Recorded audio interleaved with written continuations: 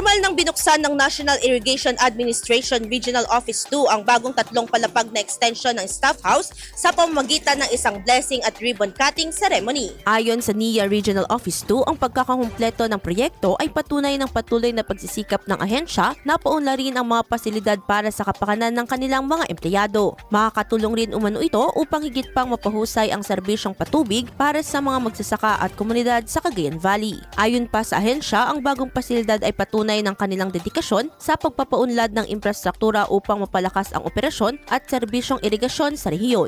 Idol, nanunuyo ba tumihina ang elasticity o pagbanat ng balat? Bumababa ang fat level sa ilalim ng balat, gayon din ang collagen availability sa katawan, kaya naman 50 pa lang mukha ay kulubot na. Para mapigilan ang mabilis na pagtanda, mag-DTX 500 na. Pinaparami ang cell regulators gaya ng retinols, peptides at growth factors para sa collagen metabolism and production. Sa DTX 500, hindi lang balat mo ang magiging makinis kundi ang selula ng iyong buong katawan. Para maging healthy, mag-DTX 500 palagi. Para sa IFM News, ako si Idol Sena Maria Akdang, Idol! IFM News.